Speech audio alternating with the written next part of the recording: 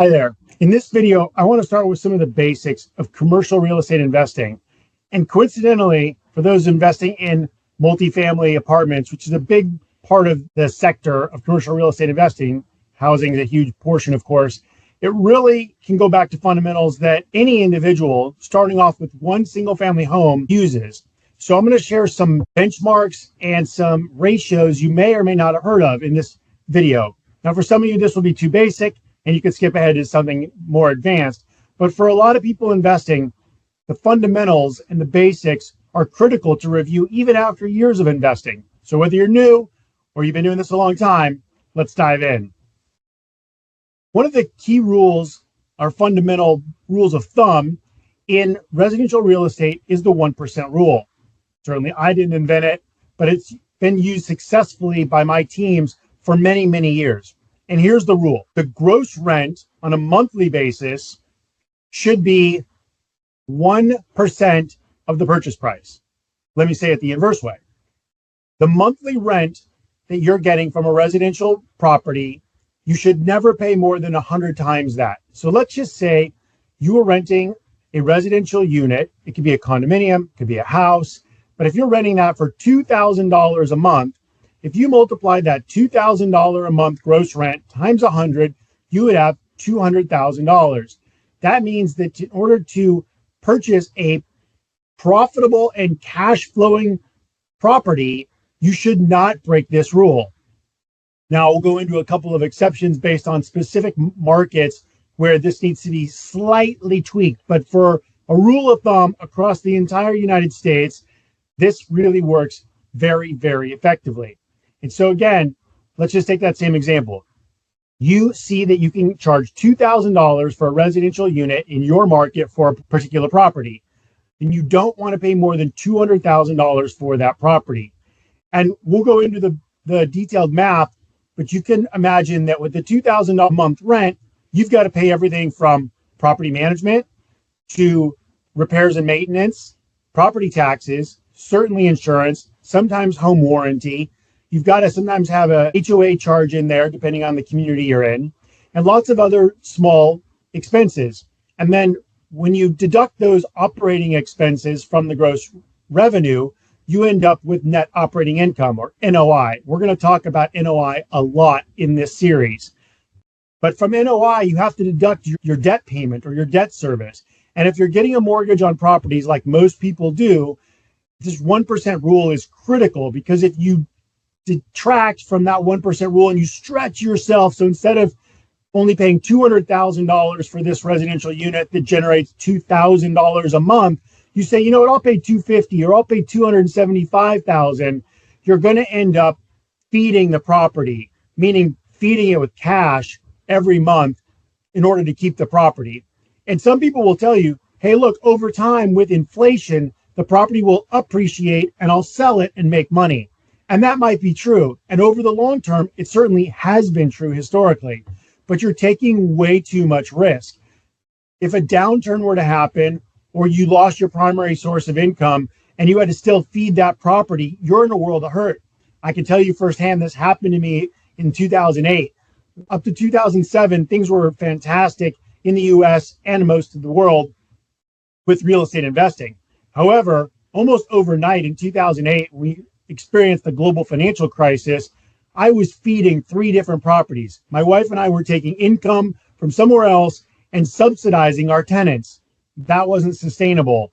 And so now we've been through that crisis. We're trying to share with you how to avoid that in case there ever is a bigger recession or downturn in your market, or if you're employed and doing real estate investing on the side and something were to happen to your primary source of income, you don't want to be in that position.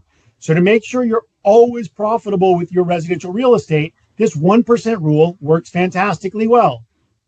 Now let's talk about a couple exceptions.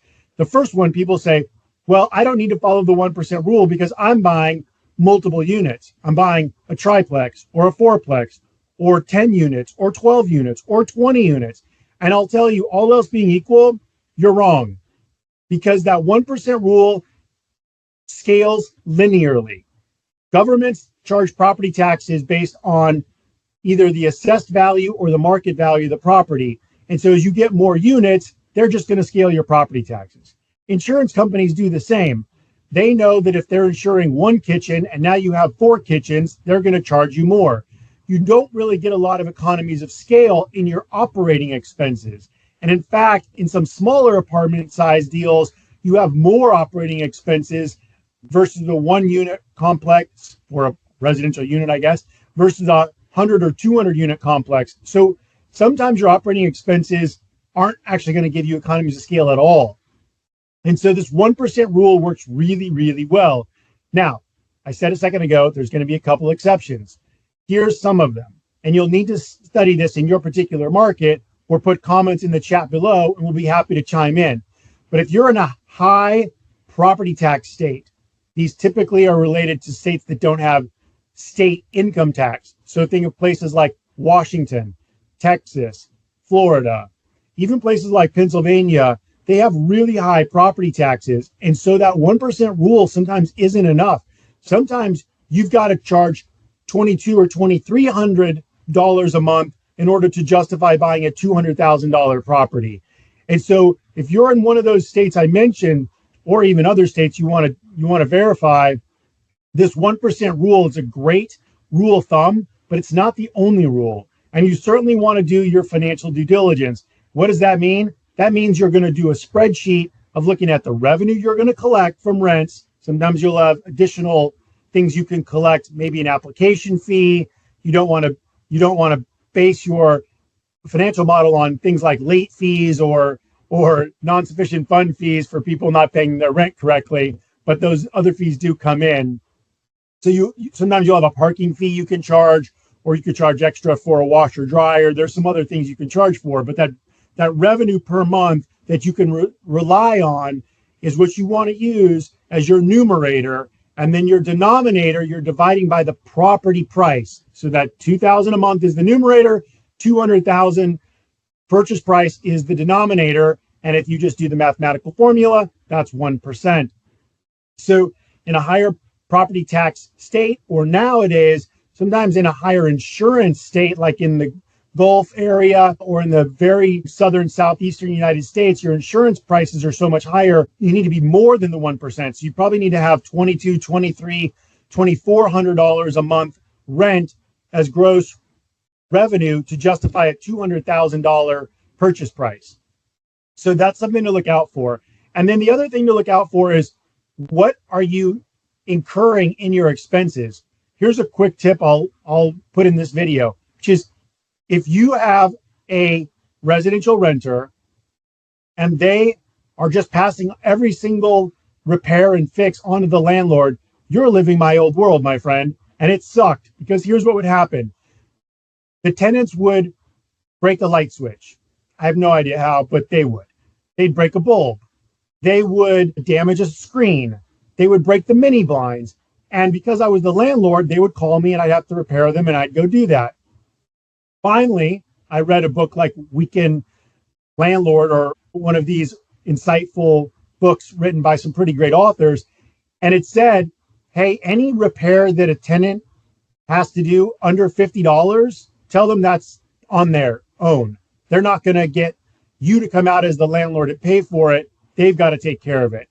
And so now all of our residential leases have some threshold.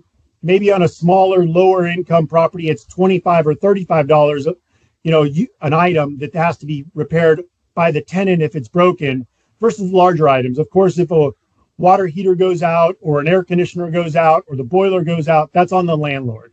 But these smaller items that tenants tend to damage, break, wear out, when they get passed on to you, that really changes your economics. So one of the ways to protect yourself using this 1% rule is to make sure that your renters are paying for those small repairs themselves, and it's got to be put in the lease.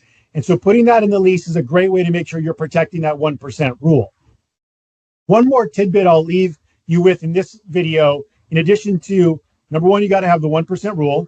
Number two, pass on minor repairs to the tenants who are there living in the unit and sometimes causing these minor damages or wear and tear. And then the third thing to do, which was one of the best insights I got from one of these books about being a landlord, is to give your renters a discount if they pay on time or preferably early. So here's what happens. You advertise this rent is $2,000 a month. People respond. They look at the unit online. Maybe they tour your unit. They fill out the application. You verify they've got good financial wherewithal, both from income and from their credit history. They're not criminals, and you let them get approved to move into your unit. But instead of writing the lease at $2,000 a month, you write it at $2,100 a month with a $100 discount for them paying on time or early. Now, sometimes when renters get this, they say, wait a minute, I thought you said it was going to be $2,000 a month. And this says $2,100 in the lease. You say, oh yeah, that's correct. Because based on your credit and your history and the way you represented yourself, we know you're going to pay on time or early.